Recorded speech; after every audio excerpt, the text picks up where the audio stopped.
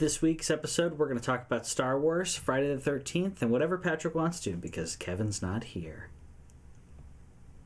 This week in our collective heads, wanna put an old rumor to bed. Stereotype that you've all heard, how we're all just angry video game nerds. Most of us have actual jobs, kids and families and cats and dogs, yeah. This week in our collective heads, this week in our collective heads. Welcome to This Week in Our Collective Heads. I'm Patrick, and we're here talking gaming news like we do. Giving you gaming news every single week. I'm solo this week, so apologize. You'll have to deal with me being stupid and rambling on to myself and you on the internet. So feel free to comment if you're watching live. If not, tweet at me at TWIOCH and also at Mean Mr. Mustard, which is probably going to change. So I'll let you guys know if my Twitter handle changes, because it's changing for an important reason that will be announced on the following show, because I like suspense. And speaking of suspense, this week we usually get backwards compatible games for Xbox, and we didn't get any tweets that I see for that. Took a look at Major Nelson. He didn't tweet anything. If he did, let me know, because I completely missed it. May have gotten buried. But speaking of completely uneventful things like that, which is an event that no one cares about because nothing actually happened, Call of Duty is going back to World War II. And we talked about this a while back, and that Call of Duty, it's going to be called Call of Duty World War II. And you're seeing footage from the past, because what you're seeing is Call of Duty 3, which was in World War II. So I'm completely unimpressed by every announcement that comes out about this. There were some recent pictures that came out about this, and personally, I do not care. I don't know if anybody else is caring, because I'm not. There are pictures of guys and helmets and guns, and I do not care at all. I hope that they have a really good story, because I'm getting nothing out of this. In fact, here's the picture that we got for this, as my computer takes a minute to load. I'm showing you this footage because all that we actually got when it came to the actual news was one single picture here. So there you go. There's your wonderful, I don't know. I am so, I don't know about you guys, but I'm just completely, not enthused whatsoever about this. We did World War II. We've done World War II over and over and over. And it's interesting, but we've done it so many times that I've become completely jaded to it. I don't see a reason to do another Call of Duty World War II. They've yet to show me why we should go back to it. So maybe they've got some really cool hook. Maybe they've got something interesting other than zombies that will actually make me interested in it. Because right now, I'm not interested in it at all. And I realized that I had that up the whole time. I'm not interested in it at all, even if I put that thing up the whole time. Another thing I'm not interested in is N++, which Nintendo apparently isn't interested in. Nintendo's not going to have N++ on the Switch, or at least they seem disinterested in it. Which is interesting, because Nintendo's talking about their indie games, but it seems like they're allegedly trying to cultivate this. Except there's so many indie games that are being developed for it. It kind of surprises me that this wouldn't be on there, because this is, an indie game that a lot of people apparently like. I don't know. I don't understand really why Nintendo didn't say it, but I didn't want it. But so. Where's his name? Mayor Shepard, who's part of Metanet Software, said, Nintendo has to give the go-ahead before we can start developing or porting. Although we've been talking to them for a couple months, they said they're focusing on games that will sell systems right now. So, good news is that doesn't mean it's forever, but it's interesting that Nintendo's trying to focus on system sellers when they could just be flooding their console with indie games right now, which is one thing that I think they should be doing. Because of their first-party games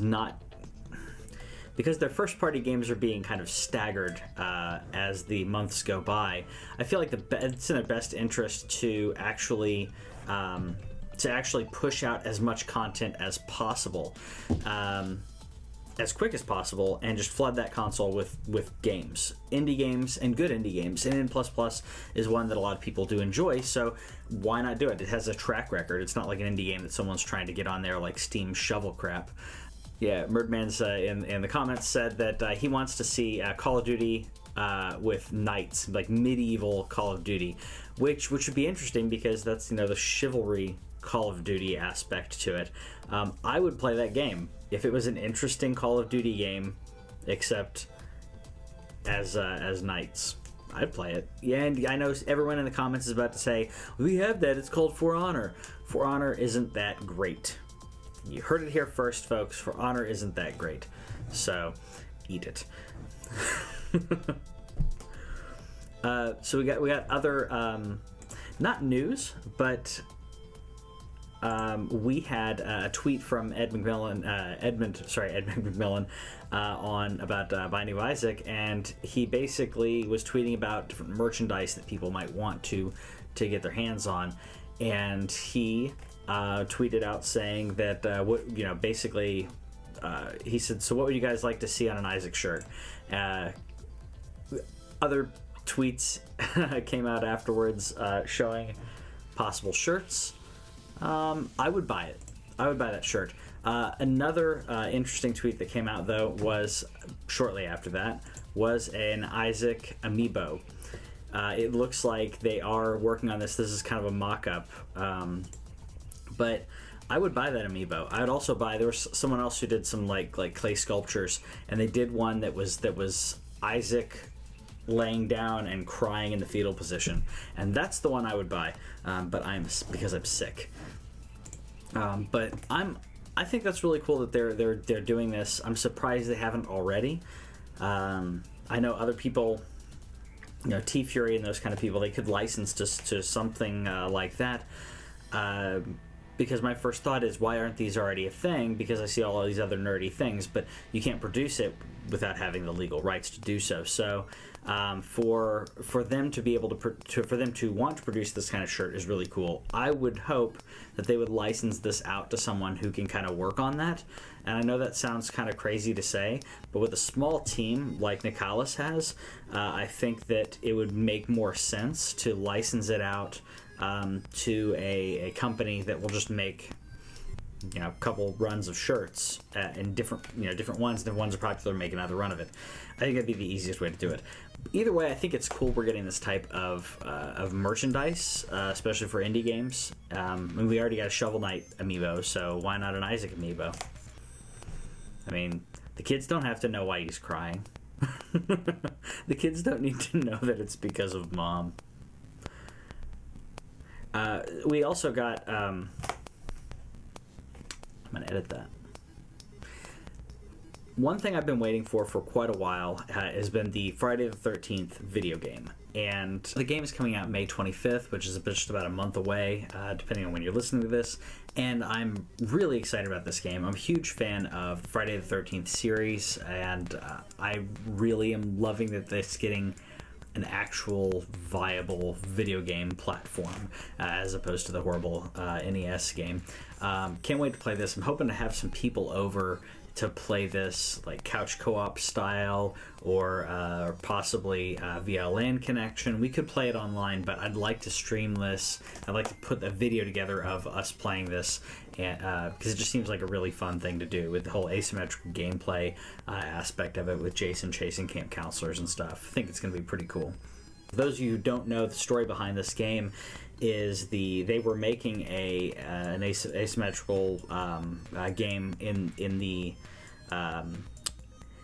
kind of in the style of a Friday the 13th movie, and they were going to give it the kind of this generic, camp. I can't remember what it was called, but it was just kind of a generic camp slasher flick thing, similar to Friday the 13th or Sleepaway Camp, and they decided, well, let's see if we can option this. And the person who owns the rights to Friday the 13th basically liked it enough to give them the rights for free. And that's great, because it's a good enough product that it's going to get the name out there, Friday the 13th, which I like more Friday the 13th stuff. I'd like to see sequel to the reboot that they did recently. I'd like to see a sequel to that, because that line for Friday the 13th would be really cool. That direction would be really cool. And no one's talking about it. Another thing that would be really cool is Battlefront 2, which I'm excited about. I think a lot of other people are excited, because Battlefront was good for what it was, but it lacked a single-player campaign, it lacked a story, it lacked heart, it lacked a lot of things that make a good game. I'm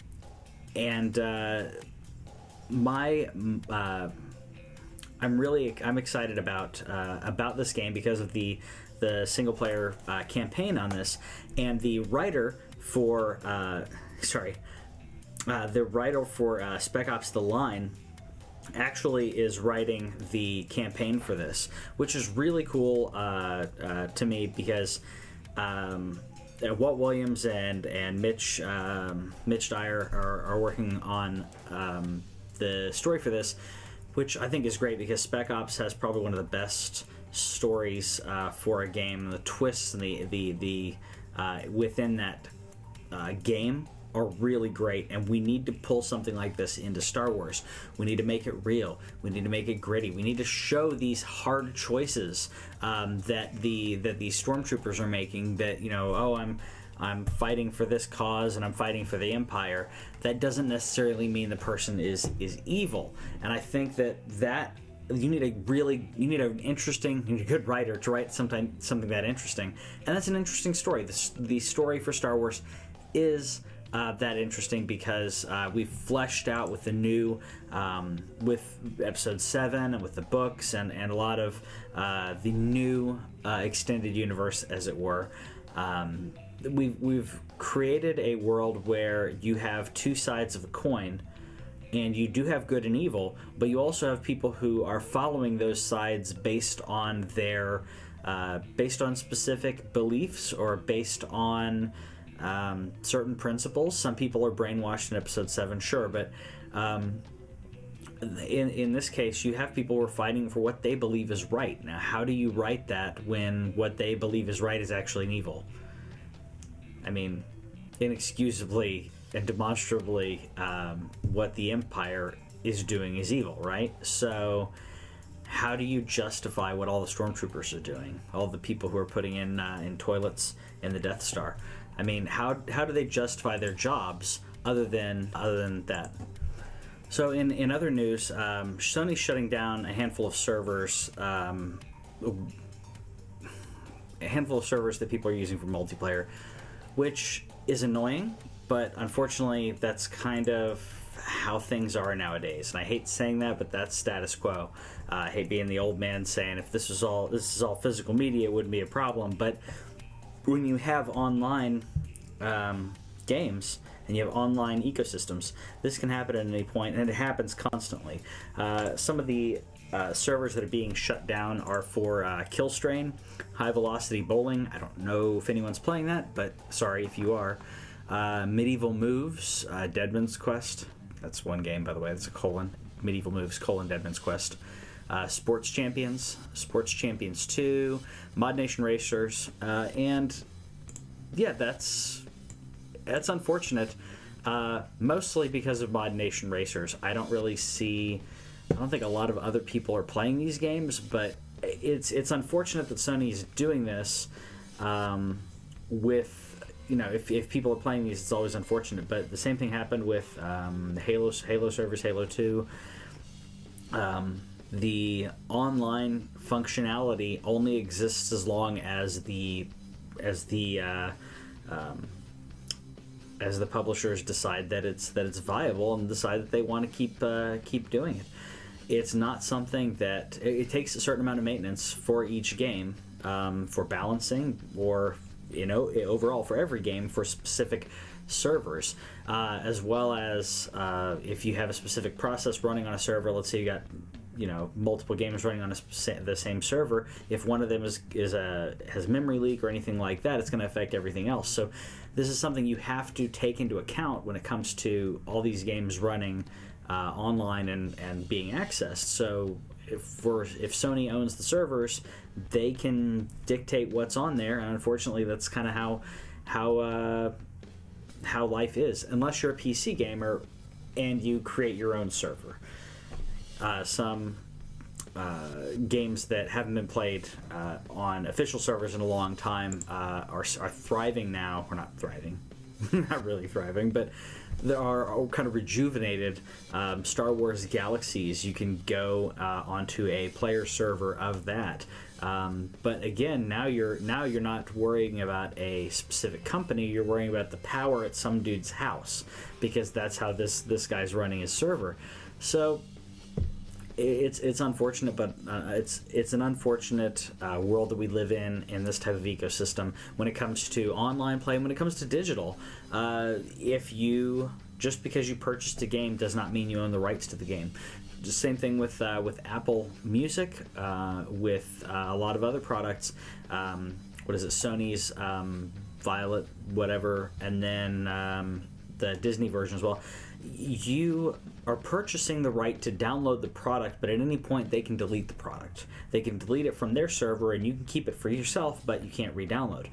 That is, it's an unfortunate thing that we're living in right now. I kind of view everything like I view Netflix. If I don't have it physically, if I don't have it on a hard drive, if I don't have it in my with my physical games and my Blu-rays and everything, I could lose it at any point, and that's unfortunate. And that's why we kind of have to keep up to date with these things. And I hate saying that, but we have to keep up to these things to know that certain things are being taken off. So if you don't have it on your hard drive, you can download it real quick. Certain games that I have on my hard drive are games that I specifically want to play at some point, but I haven't played in a while. And if I decide to delete them, who's to say that they don't delete them from the back end of their server and say we don't support this anymore? When we moved to what was it? We moved to PS3. There were a lot of PS2. Anytime you move platforms like that, you have digital content that will no longer be available if they choose not to support it anymore. Now, Xbox is saying that they're going to keep supporting this no matter what. We'll see if that happens, but you're always at the whim of these companies, so keep that in mind when you're buying digital purchases. Yeah, I miss City of Heroes as well. City of Heroes was great, and I think that the DC Universe game isn't near as good. So I'm with you on that.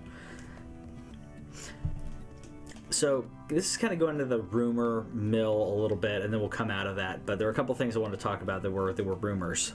We had the mini NES that came out recently, and there's a mini Super Nintendo allegedly being worked on. This is not an official word, but we're getting pretty good rumors on this now, and I think it's a great idea.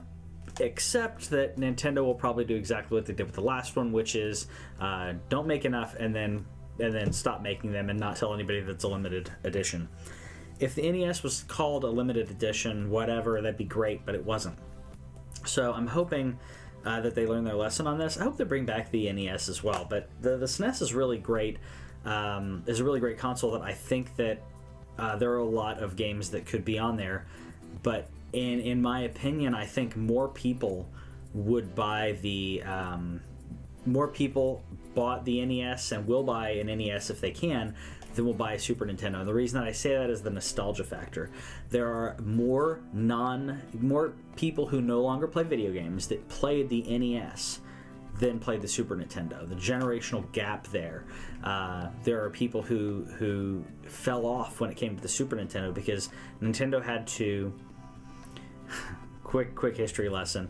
Nintendo had to convince people that you should buy a better version of their Nintendo, and that it wasn't just a easy transition like Atari, and there's a reason to do that, because Atari tried to do that from one version to another, and there wasn't that big of a difference, and that was before the crash. Nintendo had to convince people to buy the Super Nintendo, so anybody who's over say 45 or so knows, kind of has that feel, maybe even 40, where they're like, okay, well, I played the NES, well, I don't see a reason to get the Super Nintendo. Back in the day, that's what they said. So they don't have the nostalgia factor in this.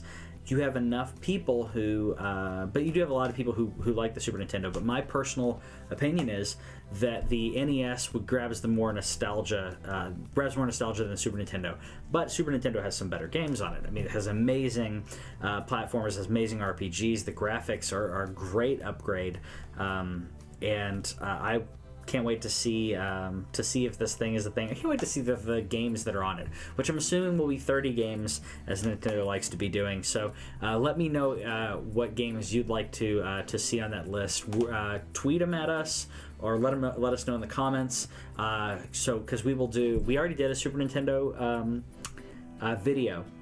But I'd like to do one that's fan-based. Get all of our fans to tell us what games they want on the Super Nintendo, and list those out, because I think that'd be really cool.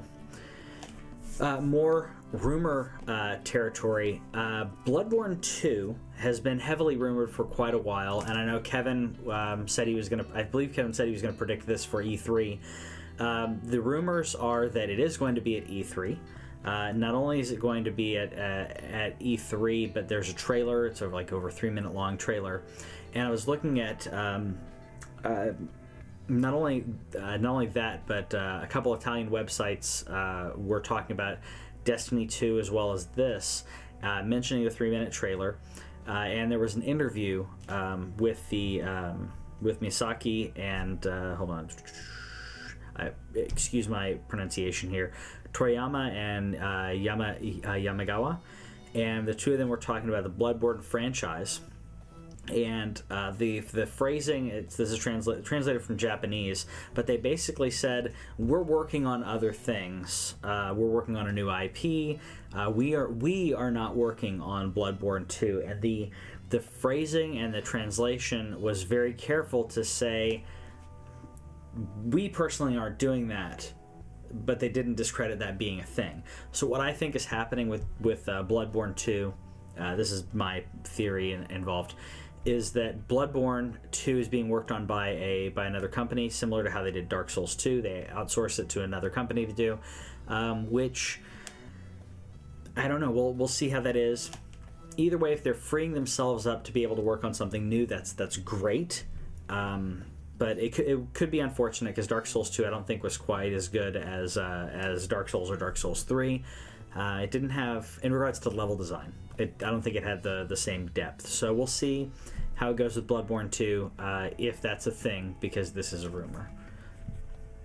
Out of the rumor territory, Code Vein, we talked about last week, and there was a really cool trailer, really stylistic, that had a lot of us salivating, if you will, not to put a too punny, sanguine point on it, but we saw this trailer, and a lot of people were speculating, oh, is this possibly some spin-off of Bloodborne? And no, it's actually not. It's its own thing. But unfortunately, after looking at this trailer, they did put out screenshots of what this game is going to look like.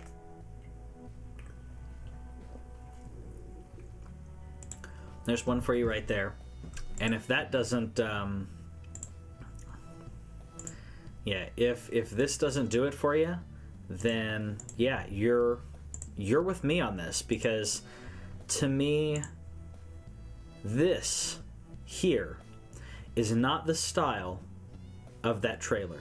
And I think that's really unfortunate, because I don't feel like I've been, it's like a straight up bait and switch, but I kind of don't like that.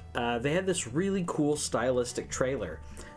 It reminded me of Mad World on the Wii. This ultra stylistic, ultra-violent trailer where you can show gore without showing gore.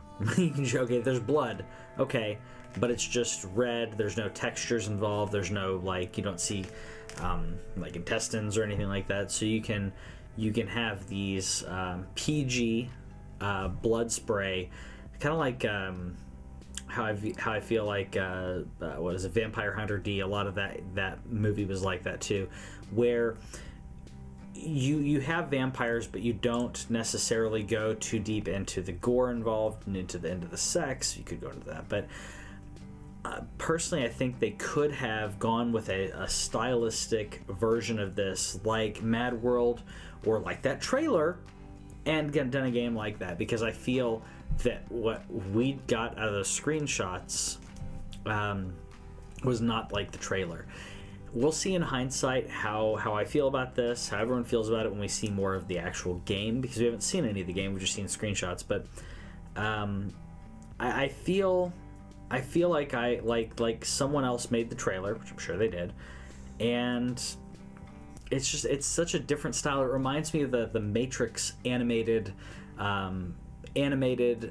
pieces of the Animatrix and all of that, where, yeah, I get it that it's also Matrix. It's also in the same universe, but it's so different that it's kind of hard. I don't know. It's hard to get into, and I kind of feel bad about that, because I want to be in on Code Vein, but I feel like I've been bait and switched, and I really don't like that. So we'll see how that is. Another thing in the news, though, is Street Fighter 2. So Street Fighter 2, Ultimate Street Fighter, Ultra Street Fighter 2, whatever, coming out to Nintendo Switch, which I'm excited about. Has a lot of really cool new modes, and I'm excited about a handful of these. This is the trailer that's going to show some of those. The classic graphics and HD graphics are cool. Also, we'll play a different soundtrack if you are in HD versus the retro graphics. It'll play a different soundtrack, the different quality and different soundtrack. I like that you get ranking, so you can see how your different area in the world's doing. That's really cool. Color editor. So you can change your characters' colors, and which I think is really cool, to be able to change up to your unique color scheme that you want. You've got the buddy battle, so you can team up with a friend, which is kind of cool. And then now you have the the way of the Hadou, where you can Hadouken people. Okay, as dumb as that sounds, I will try it because I'm going to get this anyways. But I think it's an interesting bit to it. I'm glad that they're not trying to have like a full-on game with that. It's part of the regular game. Since they're kind of throwing it in there, I think it's cool. I can excuse it in that fashion, because you have the regular Street Fighter game, and this is just a fun thing to throw in there. I'm okay with that. If they charged extra money for that, I would not be okay with that. Anyways, that's it for the news. Let me know in the comments what you think about the news and if we missed anything, and we'll see you guys next time.